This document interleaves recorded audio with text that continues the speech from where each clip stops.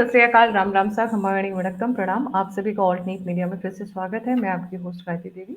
हमारे साथ जुड़े हुए हैं आर.एस.एन. सिंह साहब, बहुत प्रखर आवाज़ हैं राष्ट्रवादियों में। आज का मुद्दा जो है वो बहुत हटकर है। हम लोग जनरली इस मुद्दे पर इनडायरेक्टली बात करते हैं, बट आज ऐसा मौका है जब उस पर डायरेक्टली अटैक करने की ज़रूरत है। एक स्ट्रेट फॉरवर्ड एटीट्यूड लेने की बात ज़रूरत है। हम बात करें अमेरिका के बारे में। अमेरिका और अमेरिकन डेमोक्रेसी, वाह क्या मुद्दा है। इसमें बोलते हैं ना, सूप हंसे तो हंसी, छलनी हंसे जिसमें 72 छेद। Sir, over to you. A very warm welcome on the show sir. Gayatri ji, आपको और आपके दर्शकों को मेरा नमस्कार, मेरा प्रणाम। और ये मुद्दा आज मैं इसलिए इस पर चर्चा करने की सोचा क्योंकि दो तीन घटनाएं अभी घटी हैं। एक तो सबसे पहले ये राहुल गांधी की अमेरिका यात्रा, वो आखिर क्यों वहां गए। उसके बाद मोहम्मद यूनिस का जाना, और वो एक ऐसे लीडर को साथ ले गए, मैं जिसका नाम है महफूज आलम, जो कि कहने को तो स्टूडेंट लीडर है, लेकिन वो एक टेररिस्ट ऑर्गेनाइजेशन हिजबुल तहरीर का वो सदस्य है।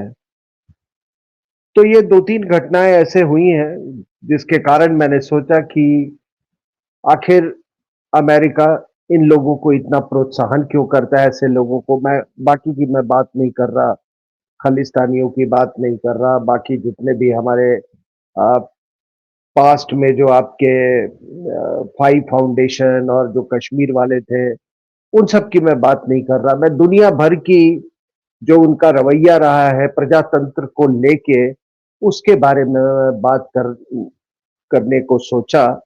और अपने दर्शकों को ये बताना मेरे लिए एक मेरा कर्तव्य बनता है कि वो समझे कि अगर दुनिया में कोई सबसे ज्यादा अप्रजातांत्रिक देश है, undemocratic country, that is America, United States of America.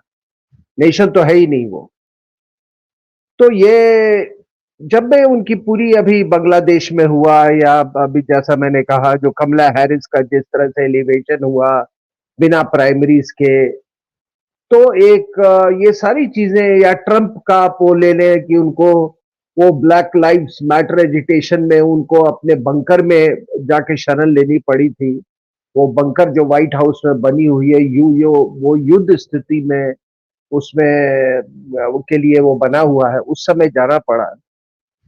और उन पर जो अटेम्प्ट हुए हैं उनके लाइफ पे, और पहले भी होते रहे। अमेरिका का डेमोक्रेसी कभी भी स्मूथ डेमोक्रेसी नहीं रहा है। हारा हुआ आदमी को जिता दिया जाता है। एल गोर का एग्जाम्पल, बहुत सारे एग्जाम्पल आप मतलब इतिहास में देखेंगे। तो मेरा बुनियादी सवाल ये है कि क्या प्रजातंत्र मर चुका है? क्या प्रजातंत्र की हत्या यूनाइटेड स्टेट्स ऑफ अमेरिका ने की है, या क्या प्रजातंत्र democracy is gasping for breath, वो आखिरी सांस ले रहा है? तो ये तमाम सवालों का मैं जवाब मैं ढूंढने के लिए आपके साथ बैठा हूं।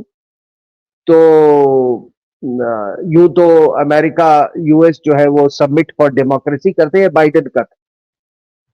बाइडेन ने शुरुआत की थी समिट फॉर डेमोक्रेसी।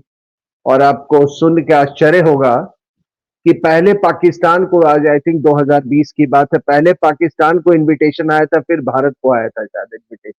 और I don't remember even if India was invited, but बाद में जरूर बुलाया था अब दूसरे साल में। तो यूं तो ये बनाया कि भाई हम जो प्रजातांत्रिक देश है वो सब एक है। उसमें हमको जो चुनौतियां जो हैं डेमोक्रेसी की, वो उस पर हमको चर्चा करनी चाहिए, ठीक है, और हमको साथ मिलके एक कलेक्टिव रिस्पांस होना चाहिए। लेकिन वास्तव में ये बाइडेन ने ये जो एक तरह का जो ये फॉर्मुलेशन किया, या एक कॉन्सेप्ट किया ये डेमोक्रेसी सबमिट का, उसका मेन जो उसका मुख्य उद्देश्य था, चाइना और रशिया को कंटेन करना। It has got nothing to do with democracy. और आपको मालूम है कि चाइना इसी कारण, जब उन्होंने चाइना को इनवाइट नहीं किया तो उस समय पाकिस्तान ने भी रिफ्यूज कर दिया था इनविटेशन एक्सेप्ट करने में कि भाई हम चाइना को हम इस तरह से हम बेइज्जती होते हुए हम नहीं देख सकते हैं, वो हमारे स्ट्रेटेजिक पार्टनर्स हैं। तो अभी गायत्री जी आपने देखा, थोड़ा वो वीडियो देख लीजिएगा आप, और वो दर्शक भी आपके देख ले उस वीडियो में, वेरी इजी टू गूगल, कि मोहम्मद यूनिस अभी जो यूएन के बहाने ये गया था वहां पे, यूनाइटेड स्टेट्स ऑफ अमेरिका, तो मैंने जैसे कहा कि वो अपने साथ उसको ले गया था महफूजुर आलम को, और काफी अच्छी खासी गैदरिंग थी। डायस पे वो था, ये महफूज आलम जो था वो था, क्लिंटन था, और महफूज आलम के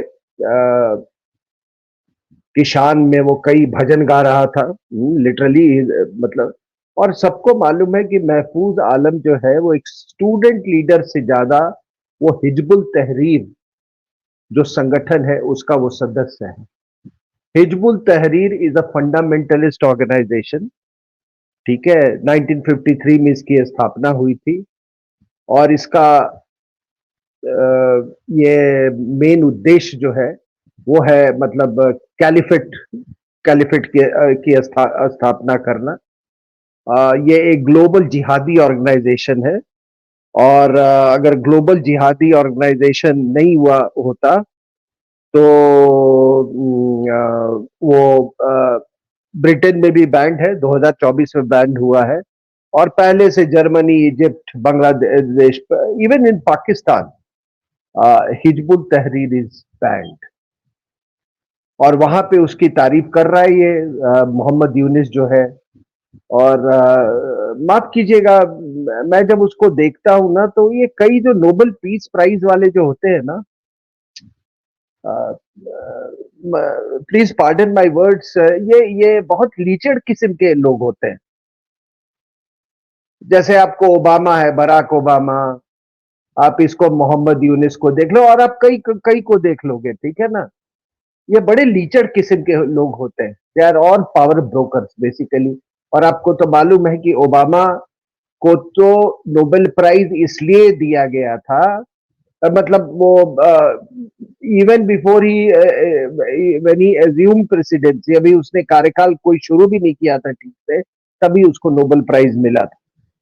तो ये क्लिंटन के प्रेजेंस में ये महफूज आलम को कह रहा है कि ये छात्र है, ऐसे लोगों ने अपने फायरी स्पीचेस से पूरी क्रांति ला दी बांग्लादेश में और तख्ता पलट दिया।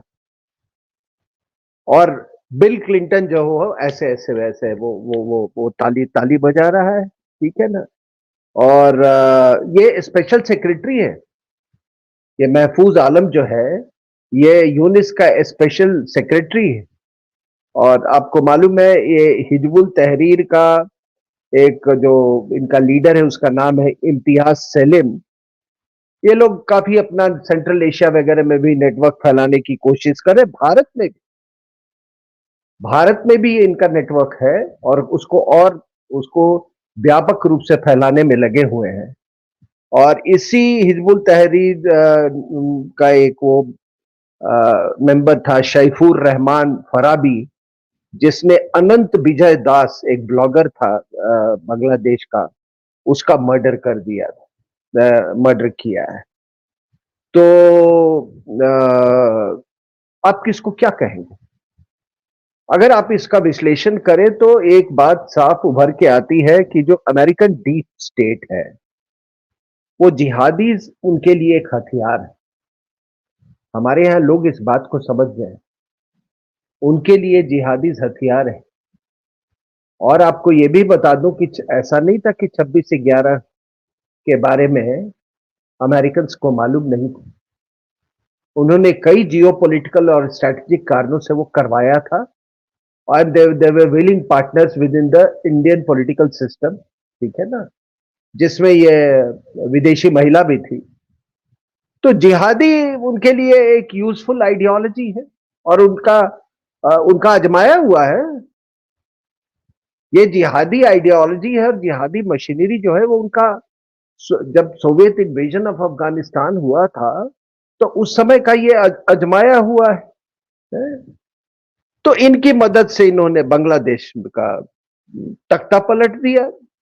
जैसे कि सोवियत यूनियन को इन्होंने शिकस्त दी थी ये जिहादियों के हथियार के बदौलत, उसी तरह से यहां पर उन्हीं की मदद से Muhammad Yunus is just a face. ये 80 साल का ये बुढ़ा क्या कर लेगा ऐसे भी इसका। एनीवे anyway, तो ये तो जो उनका डीप स्टेट है। अब जहां तक जिहादी का हथियारकरण का सवाल, तो ये Obama went to the extent of creating Islamic State. Islamic State जो था वो अल कायदा इन इराक जो था उसको उसका ये एक एक इसको इसको म्यूटेट किया इनटू इस्लामिक स्टेट। ये पूरा अमेरिकन डीप स्टेट का जिसका मुखिया आज भी उसका अमेरिकन डीप स्टेट का मुखिया वही है, ओबामा और क्लिंटन इस समय में। तो उसकी पूरे इस्लामिक स्टेट को इसलिए तैयार किया गया था कि ये जो शिया जो मिलिशियाज है जो एक्टिव है मिडिल ईस्ट में, हिजबुल्लाह हुआ, पैलेस्टीन हुआ, उनके खिलाफ एक उसी प्रकार की एक प्रॉक्सी सेना तैयार की गई थी जिसका नाम इस्लामिक स्टेट दिया गया। और कुछ ऐसे आइडियोलॉजिकल इन्होंने उसको इतना आइडियोलॉजिकली इतना अपीलिंग बनाया कि लड़के लड़कियां पूरे वो जानते हैं, इसका पोटेंशियल जानते हैं। वो इस्लाम का स्वरूप, इस्लाम की प्रकृति, प्रवृत्ति और इस्लाम के जो टेनेट्स हैं वो बहुत अच्छी तरह जानते हैं। उन्होंने 10 साल इसमें मतलब इसको ना ना केवल उसका अध्ययन किया, उसका इस्तेमाल भी किया है। तो इस तरह से इस्लामिक स्टेट तैयार किया गया। तो उनके लिए हथियार है, ये हथियार is more potent than I am telling you even the nuclear weapon.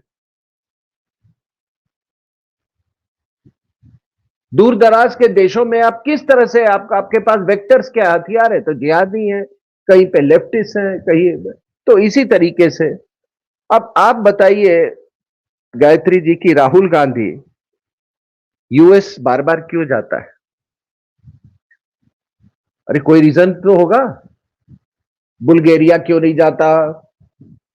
अच्छा चलो बार बार फ्रांस क्यों नहीं जाता है? फ्रांस लेकिन बहुत कम आ, लेकिन इसके दौरे जो है ये अमेरिका में वहां जाके लोगों से मिलता है, कमला हैरिस से मिलता है, वहां बाकी सेनेटर से मिलता है, सैम पित्रोदा इसको पता नहीं कौन कौन से लोगों से मिलवाता है। वो इसलिए जाता है क्योंकि उसको इस बात का पूरा भरोसा है कि यूएस का जो डीप स्टेट है वो एक इलेक्टेड दुनिया में कहीं भी डेमोक्रेटिकली इलेक्टेड सरकार को अनसीट कर सकती है बाय इट्स मैनिपुलेशन। इसी उम्मीद में वो जाता है। लेके पहले उसने चाइनीज का इस्तेमाल किया। वेरी इंटरेस्टिंग, ये बड़ा रोचक एक मैं आपको पहलू देता हूं कि पहले अभी कुछ दिन पहले तक ये चीनियों के पास जाता था, एमओयू साइन किया, डोकलम क्राइसिस में ये किया, उनका मतलब इसको बिल्कुल दामाद की तरह ट्रीट करते थे। लेकिन वो मोदी सरकार को अनसीट करने में वो असफल रहे, इसलिए वो अमेरिकन के पास जाना ज्यादा शुरू कर दिया। और वहां जाके चाइनीज उसकी कुछ ऐसी हरकतें रही जब ये अमेरिका की गोद में पूरी तरह बैठ गया कि चाइनीज ने उसके खिलाफ एक मोर्चा खोल दिया है। और इसीलिए आप देखेंगे कि ये जो सुब्रमण्यम स्वामी और ये तमाम लोग हैं, सलाउद्दीन चौधरी, ये जितने लोग हैं इनके खिलाफ इन्होंने मोर्चा खोल रखा है।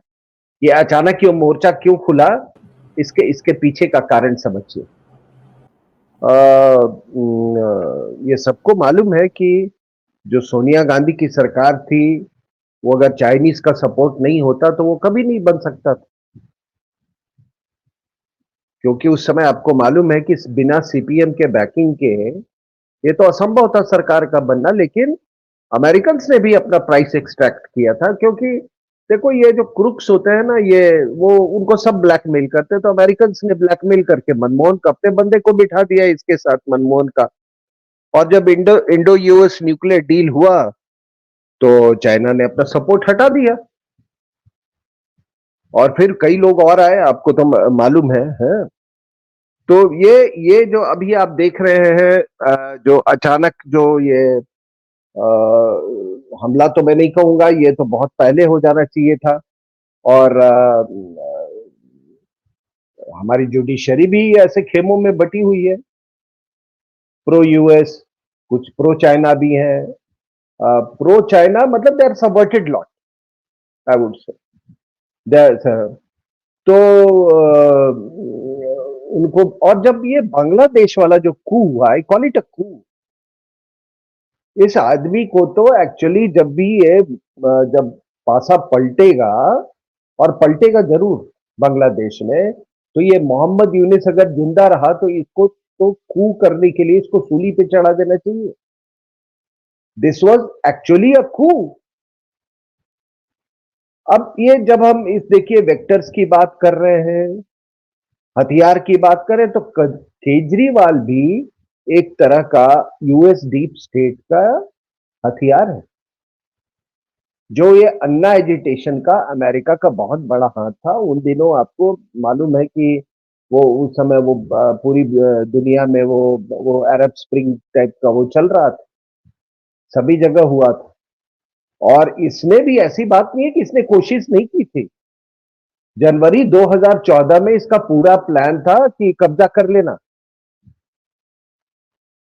विदेशी महिला के इशारे पे, अमेरिका के, अमेरिकन डीप स्टेट के इशारे में। वो दूसरी बात थी कि कई कारणों की तरह वो असफल रहा।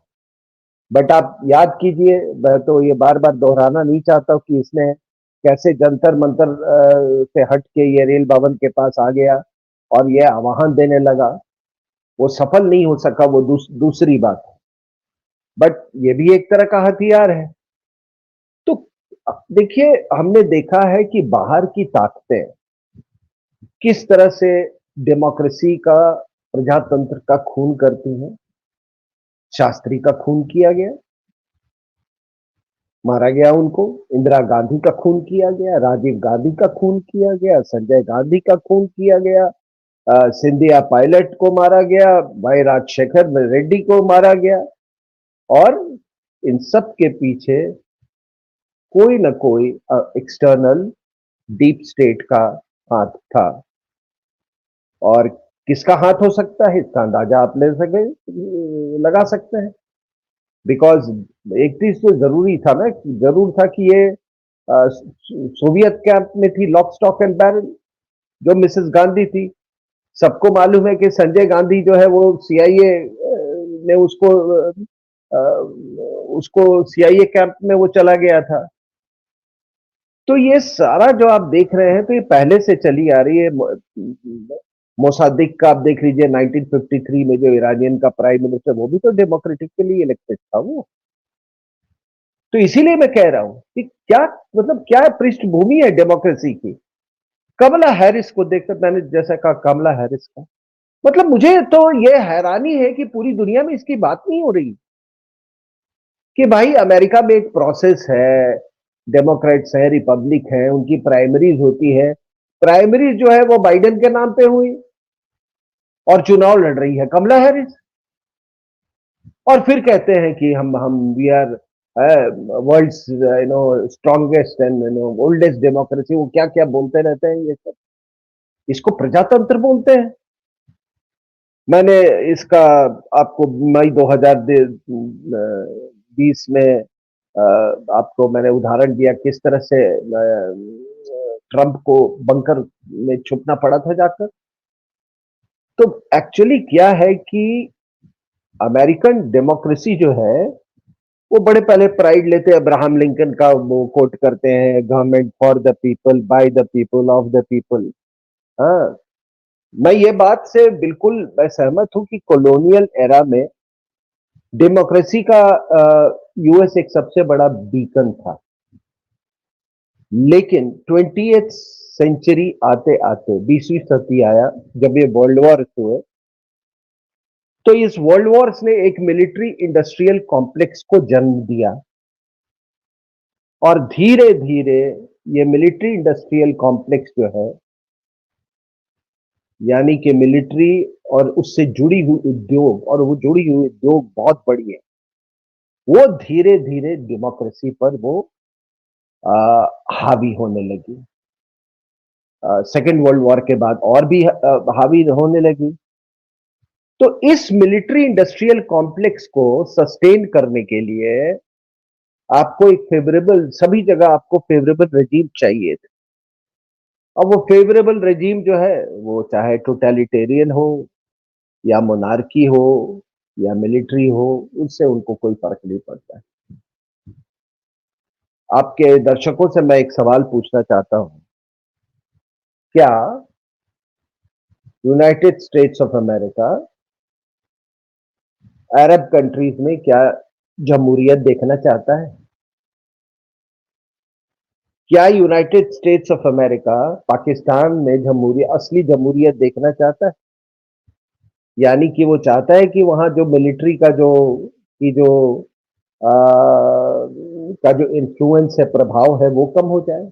बिल्कुल नहीं, वो बिल्कुल नहीं चाहेगा। क्या United States of America Islamic countries में प्रजातंत्र ला सकता है? उसको भी मालूम है बिल्कुल नहीं। तो ये सारी है, वो चाहे मोनार्की हो चाहे टोटेलियन गवर्नमेंट, आखिर चाइना से उन्होंने किया ना भाई। जो हेनरी किसिंजर है, he reached out to China in 70s, कोई उनको फर्क नहीं पड़ता था। उसके बाद उनके बिजनेस लिंक्स भी आपको मालूम है, कमर्शियल लिंक्स कैसे बढ़े, ट्रेड लिंक्स कैसे बढ़े, जो वर्ल्ड जो ग्लोबल सिस्टम है, चाइना को उसका एक बहुत इनएलिएनेबल हिस्सा बने, इंट्रिंसिक हिस्सा बनाना, मतलब वो पूरा अमेरिका के द्वारा हुआ था, all for because of the military industry complex.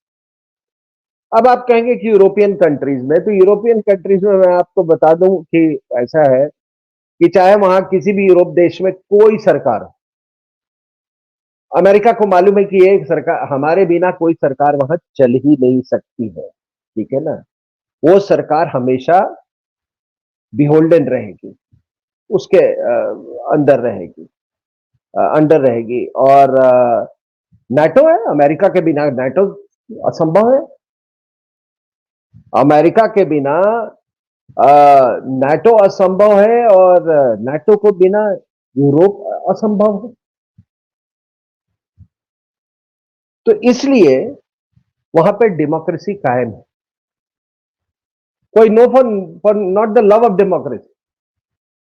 और आपको तो मालूम है मार्शल प्लान भाई जब था, उस समय प्रेसिडेंट ट्रूमैन थे और वो सेक्रेटरी ऑफ स्टेट थे जॉर्ज मार्शल, जिनके नाम पर ये मार्शल प्लान बनाया गया था। तो यूरोप तो पूरा ध्वस्त हो चुका था। उसके बाद उन्होंने कहा कि भाई इनकी जल्दी जल्दी इनको रिस्टोर करो, इनका जो इंडस्ट्रियल प्रोडक्शन है वो बढ़ाओ, इतनी की इकोनॉमी को बढ़ाओ, नहीं तो कम्युनिस्ट विचारधारा जो है, अगर गरीबी रहेगी तो बहुत तेजी से फैलेगी यूरोप में। तो इसलिए इन्होंने वेस्टर्न कंट्रीज में वो काफी इन्होंने इन्वेस्टमेंट किया और उनको गरीबी से बाहर निकाला उस समय, क्योंकि इनकी हालत खराब हो चुकी थी वर्ल्ड वॉर के बाद। 17 कंट्रीज में इन्होंने इन्वेस्ट किए कोई $30 बिलियन उस जमाने में। तो ये था। और जहां तक हम बात करते हैं ये आ, अमेरिका के अंदर के जो डीप स्टेट की हम बात कर रहे हैं, तो देखिए, जब शुरू हुई डेमोक्रेसी, तो it started with assassination. Abraham Lincoln 1865, James Garfield 1881, William McKinley 1901, John Kennedy 1963, ठीक है। और उसके बाद आपको मालूम है कि एक्स प्रेसिडेंट से पे भी वहां पर हमले हुए हैं। अभी तो ट्रंप साहब पे हुए, उसके पहले थियोडोर रूजवेल्ट पे हुआ था 1912 में इसी तरह का हमला। और ट्रंप के तो यहां से गोली लग के निकल गई थी, उसके छाती में बुलेट लगा था। लेकिन वो उसका he had good knowledge of anatomy. तो जब उसने देखा कि उसको मालूम था कि गोली लग गई, लेकिन कुछ देर तक जब खून नहीं निकला उसके मुंह से, तो वो समझ गया कि मेरे लंग्स में नहीं लगी, और वो भाषण देता रहा। That was very brave of him. तो ये तो अमेरिका का इतिहास, मर्डरस। तो हमने देखा कि ये जो मिलिट्री इंडस्ट्रियल कॉम्प्लेक्स की बात कर रहे हैं, तो जो वहां के जो प्रेसिडेंट थे आइजनहावर, आइजनहावर में आई थिंक इन 1961 उन्होंने एक अपने जो फेयरवेल स्पीच दिया था, उसमें उन्होंने कहा था आइजनहावर ने कि हमने मजबूरी में एक विस्तृत और अस्थायी रक्षा उद्योग की स्थापना की, एक विशाल काय मिलिट्री को खड़ा किया, और उसका कंजंक्शन जो था, उसको उसका मिलन जो था, हमने रक्षा उद्योग से हमने किया। हमारे लिए ये एक विशेष, हमारे लिए एक नया अनुभव है। लेकिन उसने कहा कि इसके गहरे परिणाम हो सकते हैं। Is talking about the military industrial complex. हमें अनवारंटेड इन्फ्लुएंस हासिल करने से बचना होगा। ठीक, उस समय उन्होंने कॉशन किया था। और उन्होंने कहा कि जो हमारी मिलिट्री इंडस्ट्रियल कॉम्प्लेक्स, ये हमेशा ये जरूर मांग करेगी कि हम अपना इन्फ्लुएंस बढ़ाएं। This what he said, that was the tenor of his speech. और उन्होंने कहा था कि हमको इससे बचना बचना चाहिए। तो आज जो हालात है यूएसए में, देखिए वहां की जो सिस्टम क्या है अभी प्रेजेंट, उसको आयरन ट्रायंगल बोलते हैं। उस आयरन ट्रायंगल में कांग्रेस है, ब्यूरोक्रेसी है, और डिफेंस इंडस्ट्रियल बेस है। तो वही जो मैं कह रहा था कि मिलिट्री इंडस्ट्रियल कॉम्प्लेक्स जो है वो डीप स्टेट से जुड़ी हुई है, और वो तय करते हैं कि कहाँ कौन सा रेजीम होगा, कहाँ तख्ता पलटना चाहिए, कहाँ पे युद्ध करवाना है। ठीक है।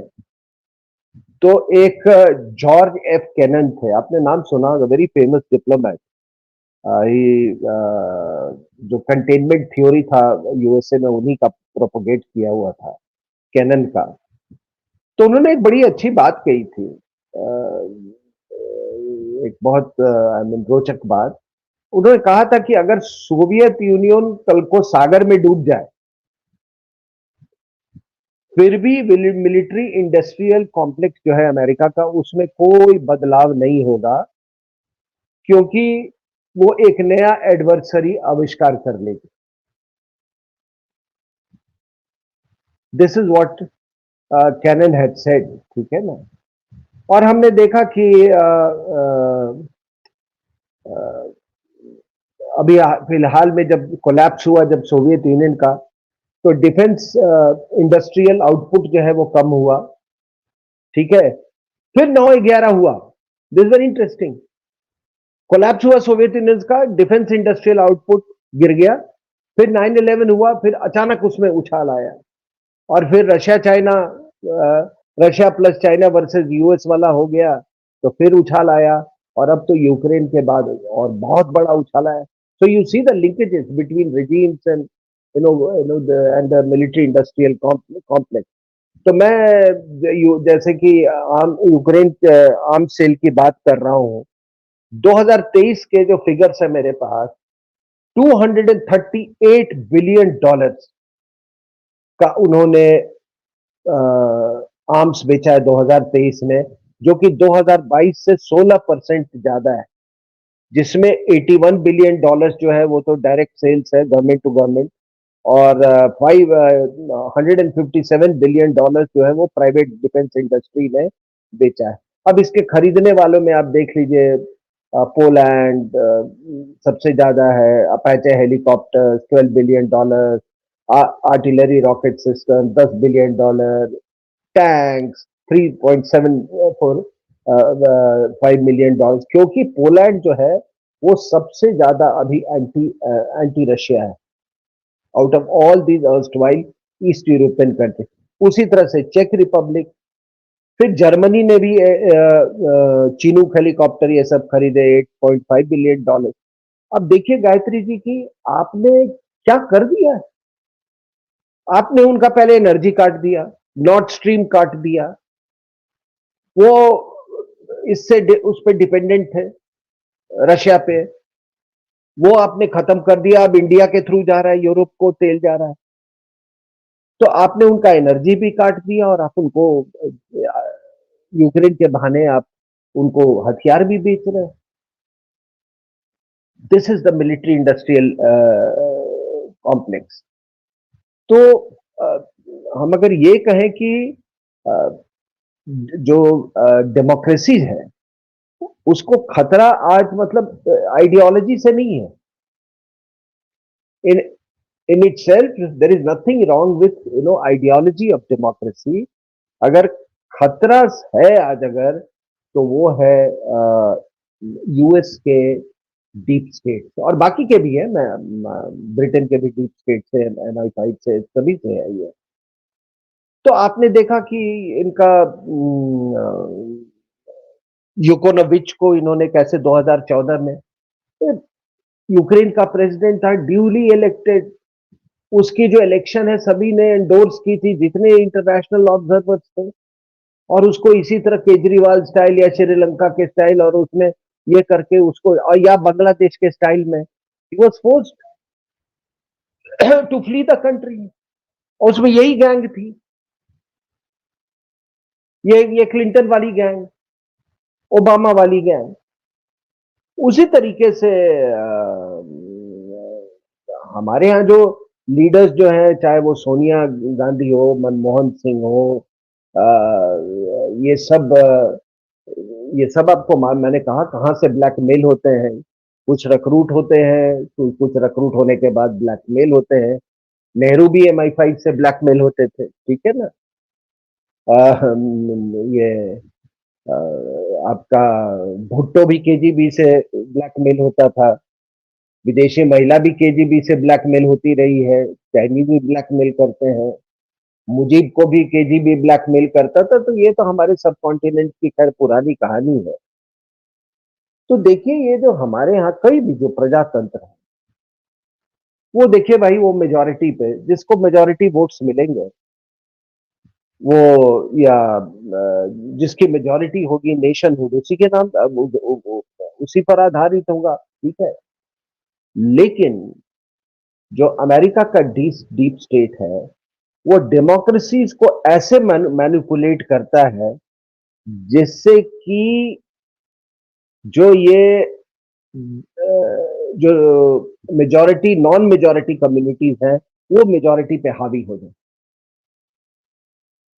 जो पॉलिटिक्स साल का मतलब ये विदेशी महिला करी और उसका बेटा अब करने की कोशिश कर रहा है, ठीक है। अब म्यांमार को आप ले ले, तो भाई जो Burma as a nation, Burma क्या है, बर्मीज का है, बर्मीज बुद्धिस्ट है, वो डिसाइड करेंगे कि बर्मा का नेशनहुड क्या होगा। लेकिन नहीं, अमेरिका का डीप स्टेट कहता है कि नहीं है, तो क्रिश्चियंस डिसाइड करेंगे, चर्च डिसाइड करेगा कि आपका आपका संविधान क्या होगा, आपका आपका नेशनहुड का आपका चरित्र क्या होगा, आपके जो नेशनहुड के जो रेफरेंस पॉइंट्स है वो क्या होंगे। अभी ये मणिपुर क्राइसिस का आप ले लीजिए, आपने उस दिन मेरे से कहा था कि सर बहुत कुछ हो रहा है मणिपुर में, तो थोड़ा मैं इस पर भी आपसे चर्चा कर लूं इसी संदर्भ में। देखिए अभी 200 से ज्यादा लोग मारे जा चुके हैं, 60,000 60,000 पीपल आर डिस्प्लेस्ड। और ये क्या हो रहा है, ये सब अमेरिकन बैप्टिस्ट मिशनरीज के द्वारा ये किया जा रहा है, जिन्होंने लिबरेशन थियोलॉजी, यानी कि हम तो भाई, आप तो बिल्कुल गए गुजरे थे, आपका कुछ ये नहीं था। आप बताइए, जो मणिपुर, जो वैली में जो वैष्णवाइट्स हैं, वो इतनी उनकी रिच, इतनी उनकी समृद्ध परंपरा है, संस्कृति है। उनके आप डांस फॉर्म्स देख लो, उनके आर्ट फॉर्म्स देख लो, उन लोगों ने उनका इतिहास देख लो। हैं? अ, किस तरीके से उन्होंने अंग्रेजों से लड़ाई की थी, इतना कुछ उनसे सीखने को है। और कुकी जो उनके बाजू में रहते थे पिछले 100-150 साल से, उन्होंने कुछ नहीं सीखा। One of the oldest monarchies in India, उससे कुछ नहीं सीखा कुकीज ने। तो वो उनके अपने नहीं हुए, लेकिन ये जो चर्च में जो पादड़ी आया, ये इनका अपना हो गया। Very strange. तो इनको ये भाई सिखाया गया कि तुम तो बिल्कुल वो हो, बिल्कुल पिछड़े लोग हो, तुम्हारा। This is what they did with the Mayan civilization. ठीक है, लेकिन मयान के साथ इन्होंने एक काम किया था मिशनरीज ने, दैट दे इनकॉर्पोरेटेड, उनके जो लोकल फीचर्स थे उनको इनकॉर्पोरेट कर लिया था क्रिश्चियनिटी। लेकिन यहाँ पे अब आप देखिए, ये सभी जगह पे ये लिबरेशन थियोलॉजी को इस तरीके से मैनिपुलेट करते हैं, और उससे फिर ये सेसेशनिस्ट मूवमेंट जो है उसको पैदा करते हैं, अलगाववाद उसी से पैदा करते हैं। जब आप किसी ने कह दिया कि भाई आपकी तो संस्कृति मिलती ही जुलती नहीं है किसी से, आप तो अलग हो। तो उसी तरह से नॉर्थ ईस्ट को आपको मालूम है कि वहां जो ये सब कुकीज है, ये तमाम एथनिक नागाज है, एथनिक ग्रुप्स हैं, इनके एफिनिटीज जो है, ये बॉर्डर पार जो है म्यांमार में वहां के लोगों से है। अब तरह तरह के slogans, Manipur Manipur for Christ, Nagaland for Christ, इस तरह के वहां पे स्लोगन्स हैं। अब ये है क्या कि ये पूरा जो ये एरिया जो है जिसकी मैं बात कर रहा हूँ, ये मतलब north east and adjoining areas of Myanmar, उसमें पूरा यूएस बैप्टिस्ट चर्च का बोलबाला है। ये बैप्टिस्ट चर्च जो है इनका, कोई मैं बता दूं आपको कि इनका हेडक्वार्टर्स जो है वो यूएसए में है। ठीक है।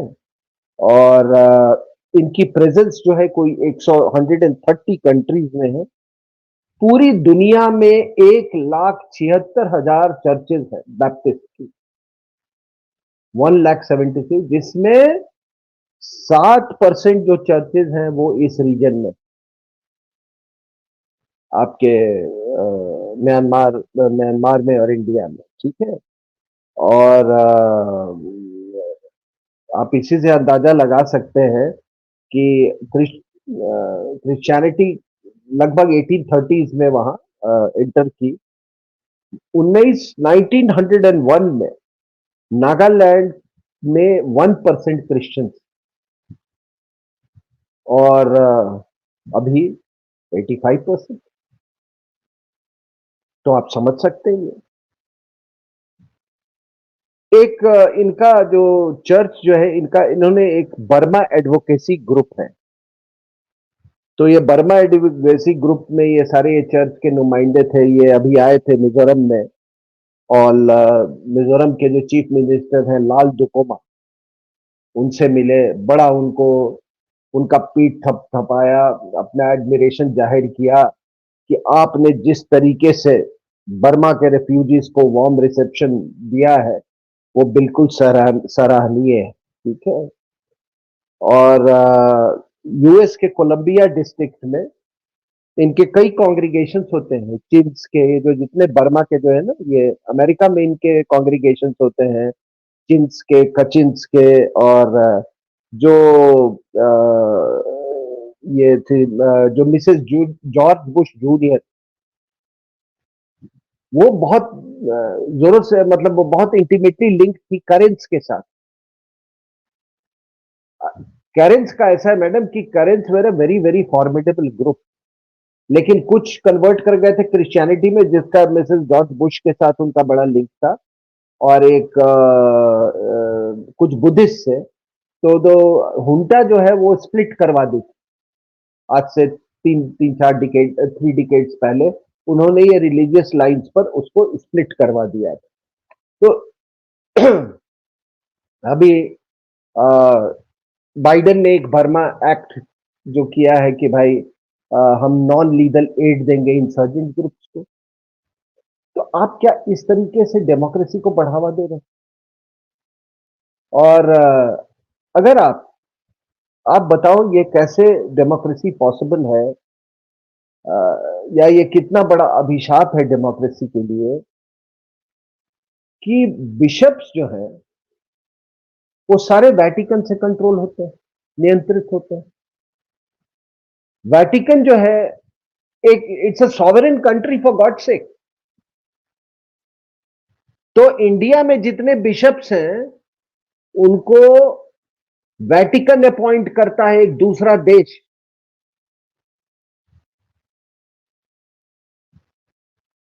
तो आप समझ जाओ उनकी लॉयल्टी भारत के तरफ होगी या वेटिकन की तरफ होगी।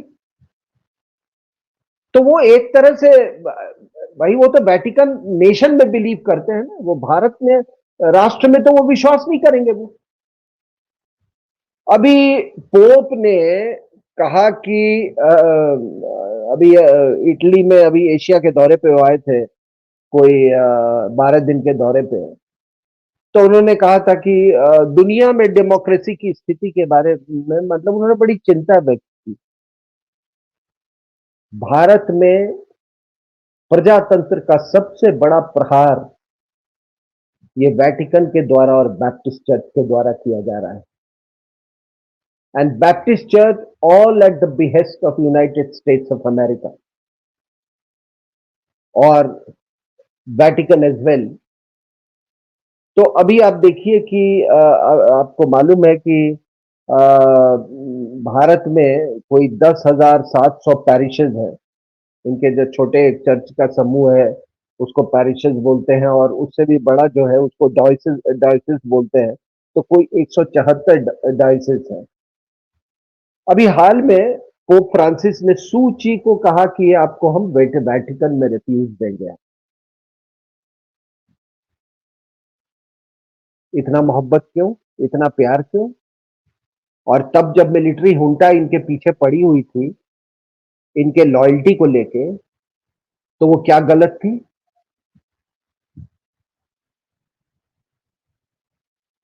वो क्या गलत थी? कोई दूसरे देश में तो अभी तक पता नहीं इनको कब ऊपर भेज दिया गया होता। और क्यों भाई, आप क्यों सूची? इसलिए क्योंकि वो क्रिश्चियन है। और ये पोप ने कहा कि मैं ये सूची के लड़के से मैं मिलता रहता हूं, और जो भी म्यांमार में हो रहा है वो हम ऐसे ही मूक दर्शक दर्शक बन के नहीं देख सकते हैं, हमको कार्रवाई करनी होगी। ठीक है। तो क्या म्यांमार में, क्या is it fight for democracy? सोचिए, गौर कीजिए इस पे। मैं आपके दर्शकों, या ये लड़ाई क्रिश्चियन वर्सेस बुद्धिस्ट है? श्रीलंका में भी it was Christians versus Buddhist. Because जो पूरी एलटीटी टॉप कार्डर थी वो सारा वो चर्च द्वारा इंस्पायर्ड थी, स्पेशली द जाफना कार्टर। और दूसरा सवाल, क्या म्यांमार में यूएस वर्सेस चाइना हो रहा है? तो ये प्रजातंत्र की लड़ाई नहीं है ये। दूसरी बात कि मैं अगर अपने डोमेस्टिक उसमें अगर प्रजातंत्र की बात करता हूं, अब जिसने भी इसकी कल्पना की होगी पॉलिटिकल साइंस में, एक आइडियोलॉजी के आइडियल पैरामीटर्स होते हैं। लेकिन मैं लोगों से आप एक पार्टी निकाल दो, आप भारत के पॉलिटिकल सीन से बीजेपी को निकाल दो आज, तो आज के जो हमारे युवा हैं, बाकी लोग जो राजनीति में आना चाहते हैं, उनके लिए जो एस्पिरेशनल एवेन्यूज हैं वो किस और पार्टी में? डीएमके में, जहां बेटे को भी बना दिया, कांग्रेस में, कांग्रेस में जब तक गांधी फैमिली का कुत्ता भी रहेगा ना, दूसरा नहीं बन सकता है प्रधानमंत्री। समाजवादी पार्टी में, तो कौन से पार्टी में? शिवसेना में किसी ने उसकी चुनौती दे दी उसकी, या किस पार्टी में? तो ये कौन सी डेमोक्रेसी है भाई? तो ये इसका आपको भाई, ये जो पूरी डायनेस्टिक पॉलिटिक्स की अगर किसी ने इसको सबसे पहले इम्पीटस दिया और उसको चुनौती दी है, ये पार्लियामेंट्री डेमोक्रेसी को, वो था मोहनदास करमचंद गांधी। एक किताब है गांधी एंड एनार्की बाय सी शंकरन नायर, पतली सी किताब है, जरूर पढ़िएगा। He was an ICS. तो गांधी जी 1908 में यंग इंडिया लिखते थे, कुछ किताबें भी लिखी थी। एक उन्होंने किताब लिखी थी गांधी, एक किताब इंडियन होम रूल नाम की एक किताब लिखी थी गांधी। तो उस किताब में उन्होंने क्या लिखते हैं वो, मैं उसका हिंदी में आपको ट्रांसलेशन बताता हूं। वो अमेरिका के, सॉरी, यूके के पार्लियामेंट के बारे में। ही rights that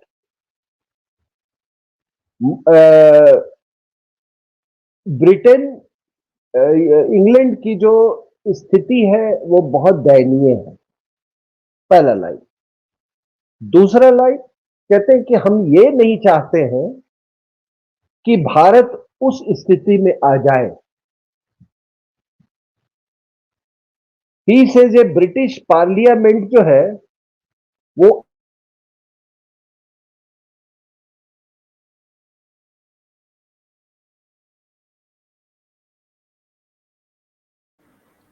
Sir, you're frozen. और Sing, sir. वो कुछ डिलीवर नहीं कर सकती जब तक कि लोगों का प्रेशर नहीं हो, वो डिलीवर नहीं कर सकती। And it is it is a prostitute, this is the word he has used, it is a prostitute because the ministers keep changing every now and then. तो ये उनकी आस्था थी डेमोक्रेसी के बारे में। और जब उन्होंने सुभाष चंद्र बोस को कंपेल कर दिया रिजाइन करने के लिए, आपको मालूम है कि आ, वो कितना अनडेमोक्रेटिक था। और resign, poor fellow, he had to resign. ऐसे हालात उन्होंने कर दिए। और फिर जब नेहरू की बारी आई तो आपने देखा कि वोट किसी और को मिले और प्रधानमंत्री उन्होंने किसी और को बना दिया।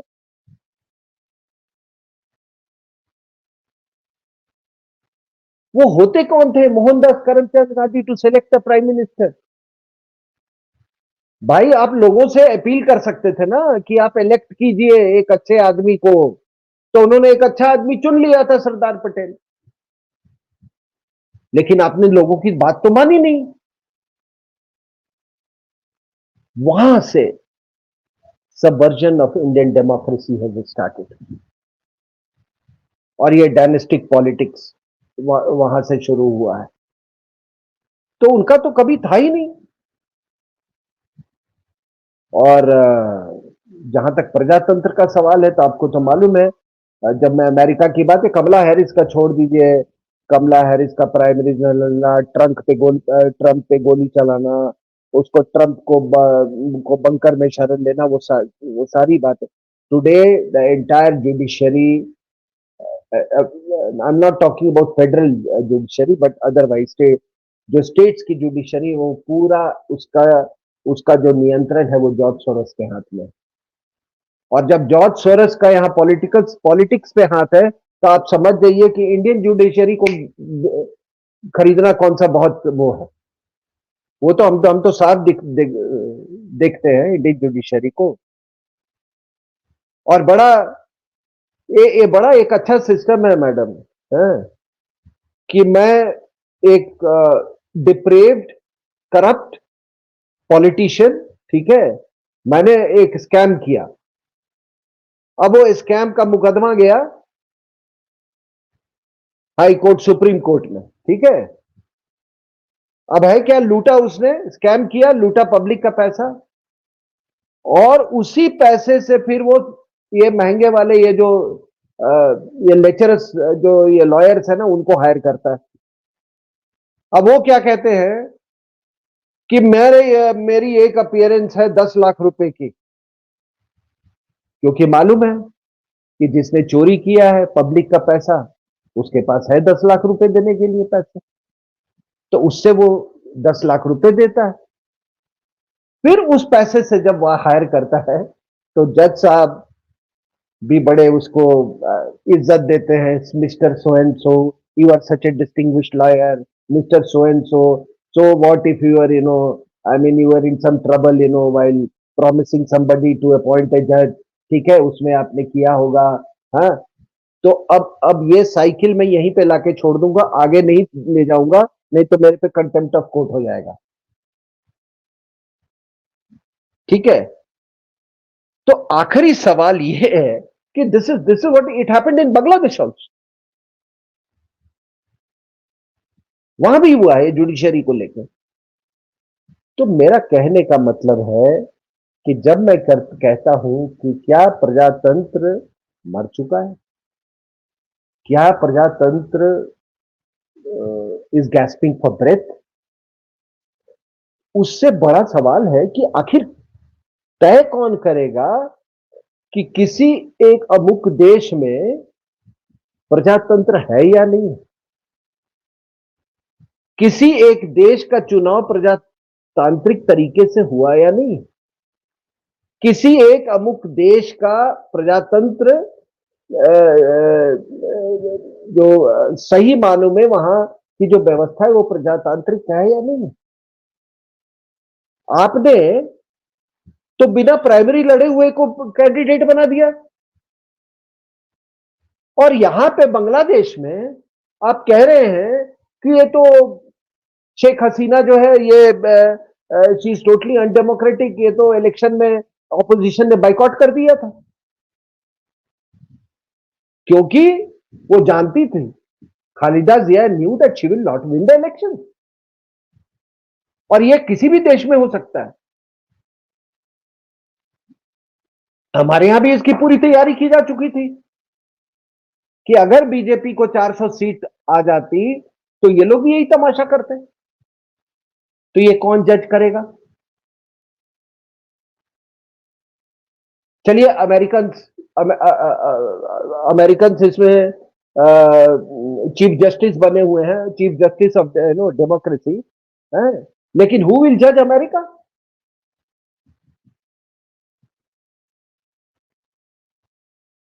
और किस यार्ड स्टिक से अमेरिका को एक डेमोक्रेटिक कंट्री कहा जाए।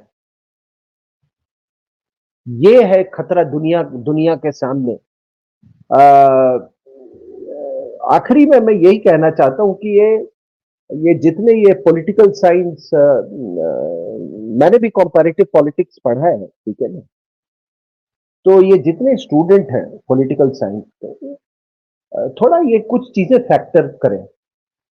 Democracy, is it possible in an Islamic society, क्या शरीयत उसकी इजाजत देता है।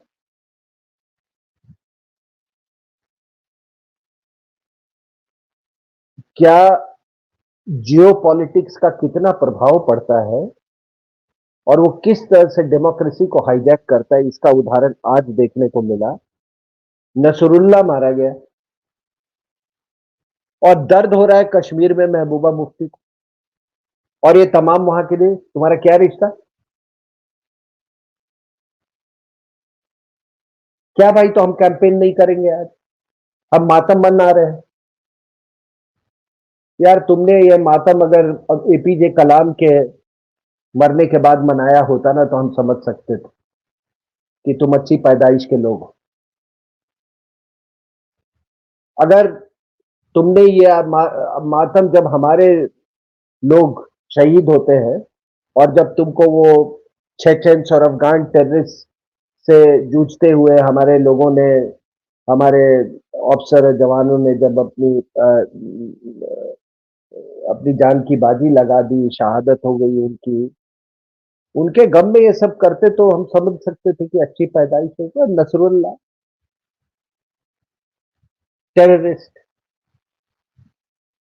तो रोज रोज मारे जा रहे हैं यार। ऐसे मातम मनाओगे तो यार तुम, अभी अभी आगे भी बहुत कुछ होने वाला है। अब कौन कौन पेजर से मरा तुमको इसका पूछना चाहिए ना, ये मुल्लों से सवाल की भाई, ये जो पेजर से जो जिनकी जाने गई, तो कुछ ऐसे पार्ट पुर्जे इनके इफेक्टेड हो गए, मतलब उड़ गए, कि भाई वो 72 हुरू का क्या होगा? उसका भी उनको जिक्र होना चाहिए स्क्रिप्चर्स में, तो ये भी तो पूछना चाहिए। तो मेरा क्या कहने का मतलब है कि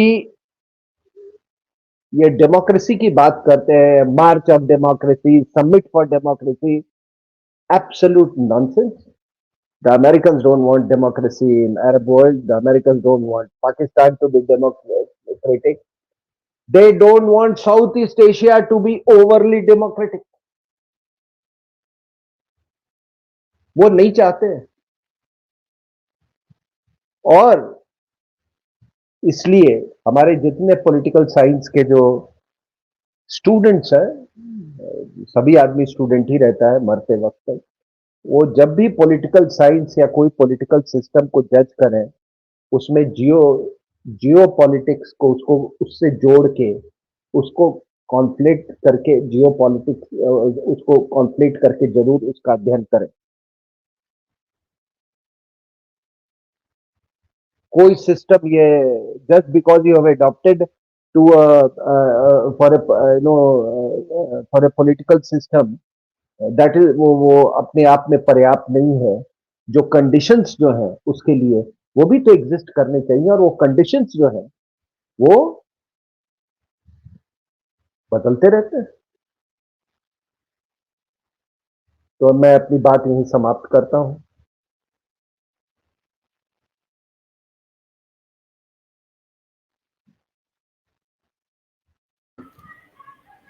काफ़ी इंटरेस्टिंग है। डेमोक्रेसी को एक हथियार बनाकर, डेमोक्रेसी के नाम पर इतना गंदा खेल पिछले कई सालों से, हमें कहूँगी कई दशकों से खेला जा रहा है भारत में या दुनिया में रादर। और कोई और नहीं, ये सिर्फ यूएस कर रहा है। Let's see how it goes. But ऐसा लग रहा है कि अब दुनिया इस चीज़ के लिए जाग रही है, जिस तरीके से अब वॉइसेस डिबेट होकर आनी शुरू हो गई। शेख हसीना फॉर एग्जांपल, किसी की हिम्मत थी पहले कि इस तरीके से आकर बोल दी कि एक white man came and asked me for Martin island and nobody would dare say that. बहुत हिम्मत चाहिए होती है। एंड किस तरीके से शेख हसीना के साथ कू किया गया, पूरे बांग्लादेश में कू नहीं, किया गया। और मैं आपको अब बता वो दूं सामने कि आ रही एक है चीजें। जी। जी, मैं आपको ये भी बता दूं कि जो नॉर्थ ईस्ट की बात मैंने पहले भी आपसे कहा है कि वहां जब ये अंग्रेज जा रहे थे, तो उस समय भी ये इनको वो एक क्राउन कॉलोनी जो है, comprising of entire north east and including Chittagong hill tract, उसका प्रोजेक्ट, उनके वो प्रोजेक्ट को परस्यू कर रहे थे। दूसरी बात क्या है कि आपको एक मैं लोकमान्य तिलक की किताब पढ़ रहा था। Do you know, somewhere in 1919 और समवेयर, उन्होंने लेबर पार्टी को कुछ पैसा भेजा था। लेबर पार्टी को पैसा, इलेक्शन होने वाले थे ब्रिटेन में, वो भेजा था कि ताकि हमको कम से कम वो ना हमारे इंडिपेंडेंस मूवमेंट के लिए सिंपैथेटिक होंगे। तो वो उन्होंने सब कुछ किया, मतलब उसके लिए। तो अब हुआ क्या कि ये जितने आपके महाराष्ट्र के जितने फायर ब्रांड, और ये महाराष्ट्र और बंगाल के जो फायर ब्रांड लोग थे, जिसमें तिलक थे, रानाडे थे, गोखले थे, not Gokhale, not that Gokhale, ये सारे लोग थे। औरबिंदो थे, ही ऑफ कोर्स 1910 तक तो ही वाज, फिर वो पॉन्डिचेरी। तो इन लोगों को दबाने के लिए ही फिर गांधी को खड़ा किया गया था, because Gandhi used to believe in all this that I told you. उनको मालूम था कि गांधी जो है वो कभी डिमांड नहीं करेगा फुल इंडिपेंडेंस या इस तरीके से। यू रीड हिज आर्टिकल्स जो यंग इंडिया में वो क्वेश्चन आंसर फॉर्म में लिखते थे कि मतलब किसी ने Swaraj. That is why I तो remember there's a in UPSC we used to read a book, a very small book. He's an IPS officer जिन्होंने वो बुक लिखी थी, अहिर करके थे, मैं उनका नाम बोल रही हूँ, बट बहुत अच्छी, बहुत comprehensive. Congress was created in order to release the pressure, the nationalist pressure rising in the Indian subcontinent. A.O. तो Hume जैसे ने कांग्रेस को बनाई इसीलिए थी, एंड हाँ, Gandhi was a hired stooge. जी। पहले तो it was a talking. Gandhi तो वो रिक्रूटमेंट करवा रहे थे फर्स्ट वर्ल्ड वॉर के लिए, वो जगह जगह घूम के रिक्रूटमेंट करवा रहे थे। वो उसमें ये क्या था कि आई टोल्ड यू कि he was the least democratic person. तो मेरी बात मान लो तो मैं मर जाऊंगा, मैं खाना नहीं खाऊंगा। इमोशनल अब अत्याचार, इमोशनल अत्याचार, ब्लैकमेलिंग। अत्याचार। हाँ, वो ये है। तो उनका लीस्ट डेमोक्रेटिक पर्सन, उन्होंने कब डेमोक्रेसी को फॉलो किया? अच्छा, ये भी चलो, आप डेमोक्रेसी में नहीं, आपकी आदतें भी वैसी, आपकी आदतें भी नवाबों वाली। आप थोड़ा वो किताब पढ़ लीजिए, इसका है निराज चंद चौधरी का, अ, ये ऑटोबायोग्राफी। तो ये गांधी आते थे शरद चंद्र के यहाँ रहने, सुभाष बोस के भाई के यहाँ रहते थे ये। और एक कांग्रेसियों का मैं आपको हाल बताता हूँ। ये कोई 30s की बात किया चौधरी, ये तो पीए था ना उनका, शरद चंद्र बोस का, निराज चौधरी। तो कहता है कि एक बार वहां पे ना, जब आपको मालूम है 37 में इलेक्शन हुए थे, तो एक स्पीकर्स कॉन्फ्रेंस हुआ कलकत्ता में। तो सबकी अपनी अपनी गाड़ियां थी। एक एक थे स्पीकर महोदय किसी राज्य की, उनकी गाड़ी पता नहीं आई नहीं। तो किसी दूसरे स्पीकर ने कहा कि चलिए चलिए, बहुत देर से आप खड़े हैं, आपको मैं छोड़ दूंगा। उन्होंने कहा नहीं, मैं अपनी गाड़ी के बिना तो जाऊंगा नहीं। और गांधी जी शरद बोस के यहाँ रुके। ये गरीबों के मसीहा थे ये लोग। और गांधी जी का मैं आपको बता रहा हूँ, आप उससे पढ़िए वो, उस किताब में उनकी गरीबी ऑटोबायोग्राफी। भारत को बहुत महंगी पड़ रही थी सर, वो फर्स्ट नहीं क्लास नहीं फ्लाइट नहीं, लेते थे, no, not business that. Class. आपको लगता है गांधी जी बकरी का दूध पीते थे तो कहीं से बकरी का दूध आता था? ये इनका पूरे बकरी used to be lined up. फिर वो उनकी आंखों का इंस्पेक्शन करता था। क्या नाम था उनका पीए का, जो भी था, सेक्रेटरी माधव दसाई कुछ ऐसे नाम था, है? वो सारे बकरियों का इंस्पेक्शन करता था। और वो उसमें से कोई बकरी सेलेक्ट करते थे, तो फिर बाकी जो लाया भाई, उनको उनका मेहनत आना कहा है, वो तो बकरी लेके आए थे। फिर वो साग खाते थे। तो ये नहीं था कि बाजार से जाके पालक की साग ले और जो भी साग खाते थे, वो साग वाले लाइंड अप होते थे। उसमें फिर से माधव दसाई, ये तो उनको वो थे। जेल भी मिलता था, वाह ये क्या बात है, आगा खान पैलेस। ठीक है। तो ये इन लोगों से आप भारत में, मतलब इन्होंने क्या बुनियाद रखी होगी डेमोक्रेसी की? आज डेमोक्रेसी अगर भारत में कायम है तो हम जैसे आम आदमी के कारण कायम। जी, बिल्कुल सही। Thank you so much sir for joining. जाने से पहले सभी व्यूअर्स से रिक्वेस्ट है, प्लीज़ लाइक, सब्सक्राइब और शेयर करना ना भूलें। अगर आप कंट्रीब्यूट करना चाहते हैं तो नंबर स्क्रीन के ऊपर है, आप फीडबैक देना चाहते हैं, मुझसे जुड़ना चाहते हैं, तो सभी के सभी लिंक डिस्क्रिप्शन बॉक्स में। इसी के साथ जय हिंद, जय श्री राम, हर हर महादेव। बकरी का दूध याद रखिएगा। Bye sir.